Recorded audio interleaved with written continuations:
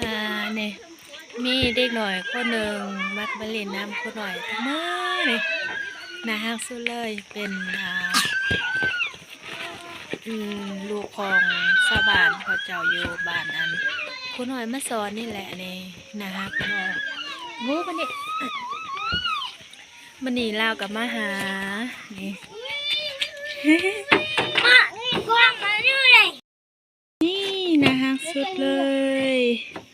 มันนี่มากกระหลังนามัดผมดีผมให้นี่ มาเอิดครูเดี๋ยวนี้ก็เอานั่งมาเล่นอยู่โรงเรียนนั่งพักผ่อนอยู่นี่เสื้อผ้ากับจีกหมดนั่งจีกมาลกตกติกนี่มีเสื้อนงเป็นเสื้อบงแม่พี่น้องส่งกับขาดหมดนี่บุ๊ก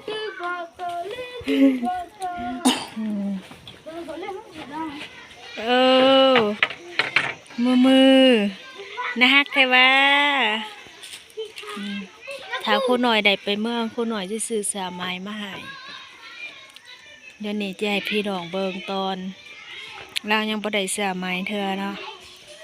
คนหน่อยได้ลงไปเมืองร่องเลยจะซื้อเสื้อไหมมาให้ฟุตหนึ่งส่งกับขาดหมดมันก็เรียนตามภาษาเด็กหน่อยเพิ่นน่าฮักสุดเลยยิ้มแดง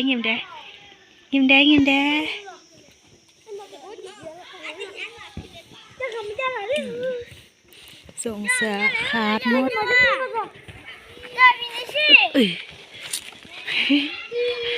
นางเพิ่นนางลิน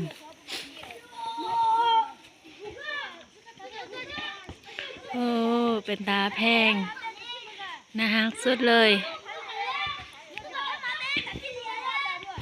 มาเล่นน้ำทุกมือคนหน่อยถามว่าสิเป็นลูกบ่สิเป็นลูกคนหน่อยบ่โดยว่ะเพิ่นพูดภาษาลาวดอกเบาภาษาอาคาทุกมือมาหาโคหน่อยแหละมาเอิญครูเบลพระเจ้ายังหน่อยได้แล้วก็เบาภาษาลาวยังจะแจงเธอ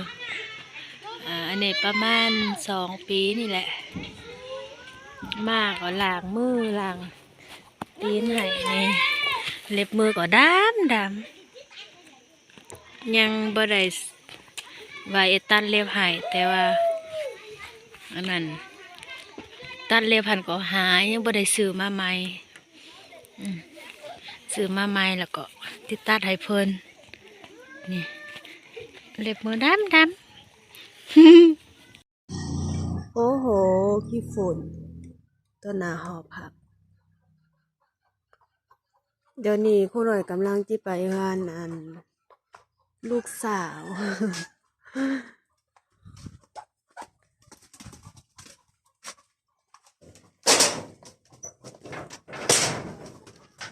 นอดอยู่พอพักแล้ว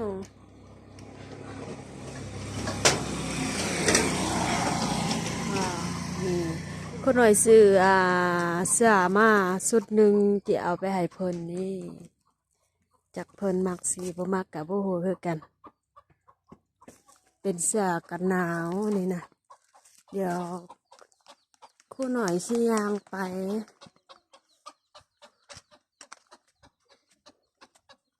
โซแพมานำบ่เก็บไปเฮิรนมีหยะนี่ไปเฮิรนมีหยะฮัลโหลน้ำเอีย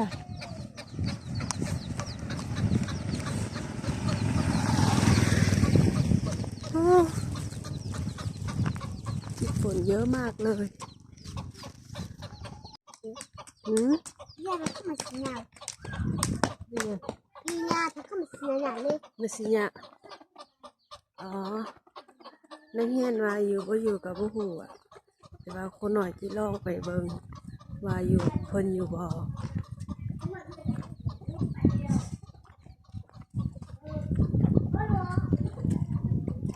ได้สัญญากับเพิ่นแล้วว่าอีซื้อเสื้อมาให้กันเลยว่าลงไปเมืองวันเสาร์วันอาทิตย์แล้วก็ สิสามาให้ยี่นี่นะเนาะยี่ดูเนาะบูดูมาแล้วเอ้ยมันเฮียนห้องป .2 อยู่ห้องผู้หน่อยเองก็มีน้องสาวอีกคนนึงโอ้เน็ตต่อมากัดเป็ดอาบัว สบายดี อันนี้เป็นเอ่ยของอัน โอ้ ลูกสาวอันจะเอาเสือไปให้หันนี่เย็นหองป .2 นี่กะนางเสื้อแพรสบายดีเบิ้ง สบายดี ไปมาละ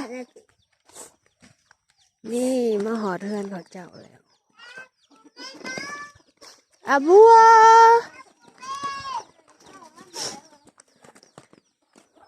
อันนี้หันของ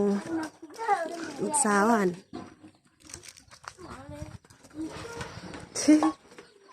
เอ๊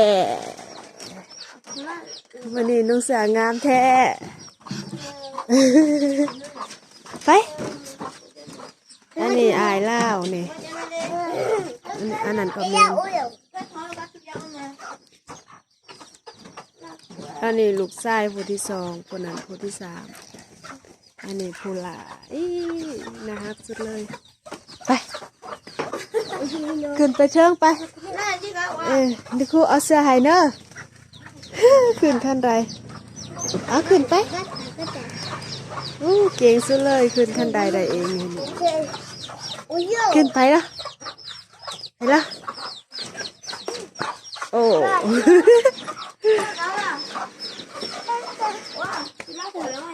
โอ้ไป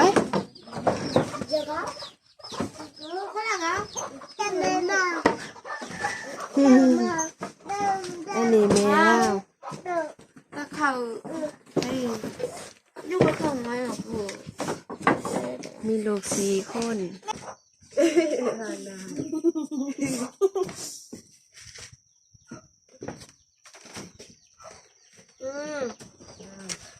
น้องสายเนอะน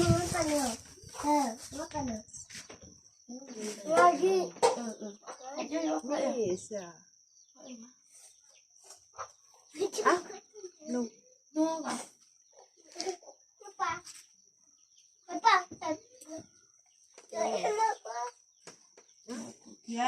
ayuda a esa chihuahua.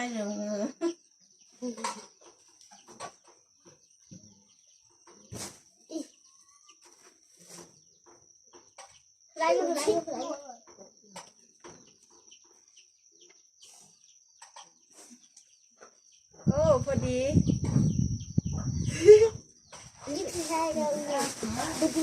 ส่งเบิ้ง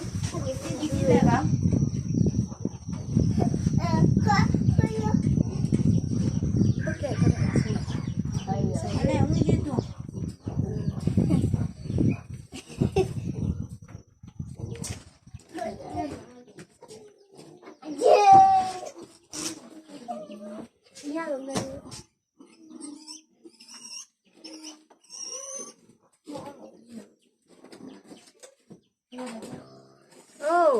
มือแล้วหอมเก็บเด้อ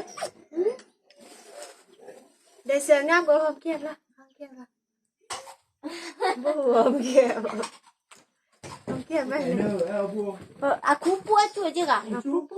Buat tu nak aku kak. Aku nak kak. บ่หอม Aku nak cukup lah.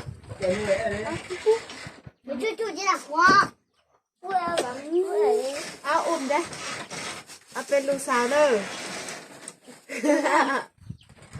นะฮักซึบนนั้นเห็นแล้วหนูเสือไปได้ค่ะว่าแล้วก็ซื้อเสือไฮเนอร์ว่ะเป็นลูกดิคูเนอร์โดยวันนี้อันนี้ก็อยู่บนหันแล้วก็นี่ขึ้นมานี่อยู่เทิงนี่กับแม่นหอพักแล้ว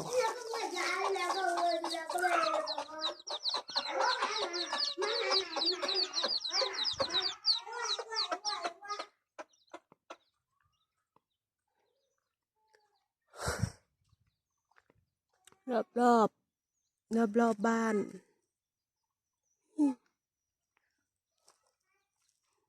นี่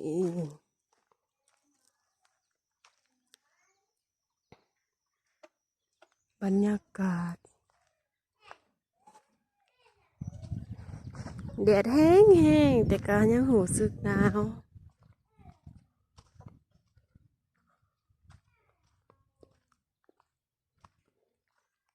นี่เขาเจ้าเลี้ยงหมูเด้นี่นะ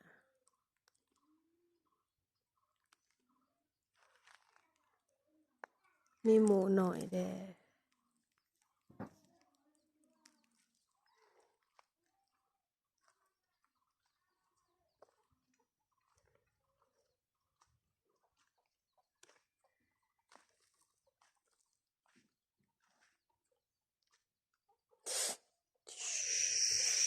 มีอภันแล้วนะ